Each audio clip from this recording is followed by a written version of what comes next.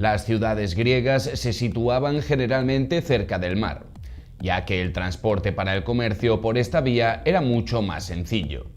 Las calles de las ciudades eran estrechas, sinuosas y apenas tenían luz.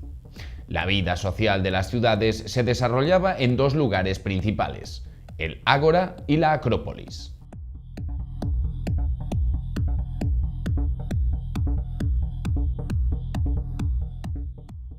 El Ágora era una plaza en la que tenía lugar el mercado. Allí los ciudadanos paseaban y hablaban sobre lo que ocurría en la ciudad. La Acrópolis estaba en el lugar más elevado de la ciudad y tenía fuertes muros, ya que en caso de guerra era un lugar fácilmente defendible. De hecho, la población se refugiaba allí durante las batallas. Además, la Acrópolis servía para proteger los templos y otros edificios importantes edificados en su interior.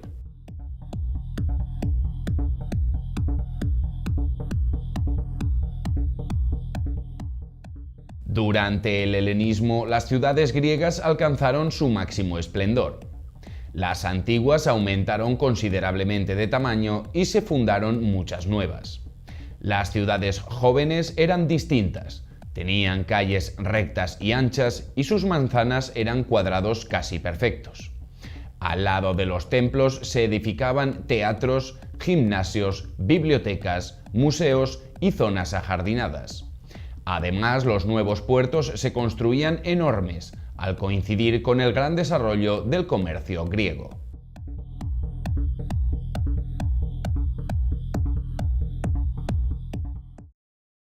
Dentro de los diferentes edificios que levantaron los griegos destacan los templos. Recordad que para ellos eran las casas de los dioses. El material principal para estas construcciones era el mármol blanco, que luego se coloreaba con pintura. Hoy en día no se pueden apreciar los colores que se han perdido con los años. Su planta era rectangular y su tamaño era más reducido que el de los templos egipcios.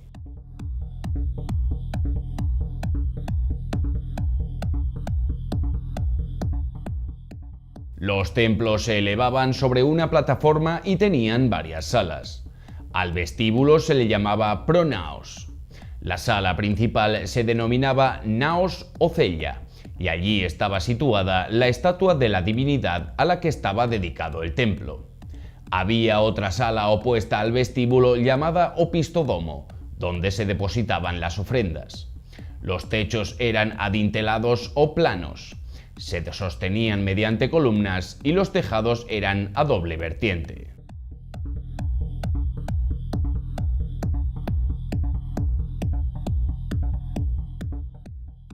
Los griegos deseaban la perfección en las construcciones de sus templos, buscando las proporciones correctas.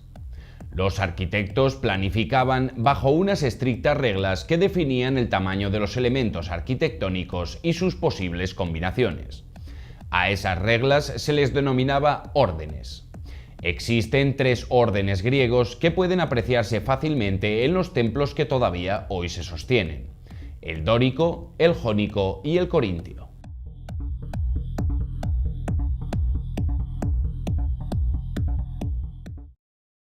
El orden dórico fue el primero y es el más simple. El fuste está acanalado con aristas de ángulos vivos y el capitel es cuadrado. Un ejemplo de este orden es el templo de Paestum, en Italia.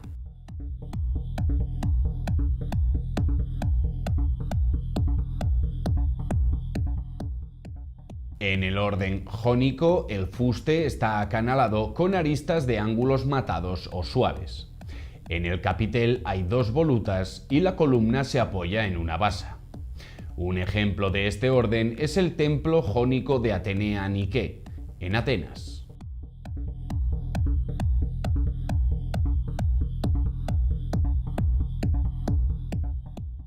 En el orden corintio, el fuste está acanalado como en el jónico, con ángulos suaves. La columna también se apoya en una basa, pero el capitel está decorado con hojas de acanto. Un claro ejemplo de este orden es el templo corintio de Zeus, en Atenas.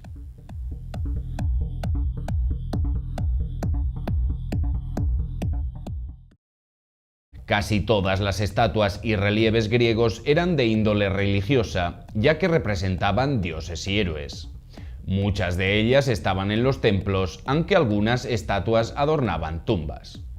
Los escultores griegos, mediante las proporciones, ansiaban esculpir cuerpos perfectos que representaban la belleza del cuerpo humano desnudo. Esto lo lograron después de estudiar detenidamente la anatomía humana.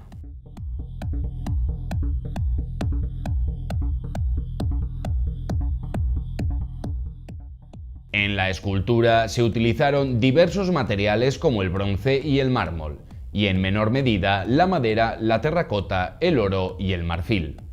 Los colores de los que se pintaban las esculturas no se han conservado.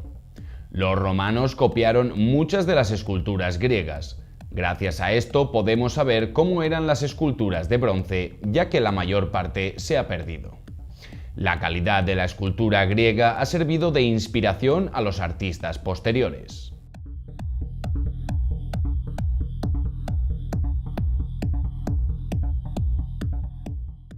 En la época arcaica, la escultura era estática y rígida, y los rasgos humanos eran esquemáticos.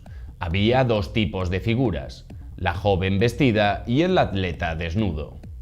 En la época clásica, la escultura adquirió movimiento y era más realista, y los rostros reflejaban serenidad y armonía. En la época helenística, las esculturas tenían mucho movimiento y eran muy expresivas, y las caras tenían expresiones de tormento.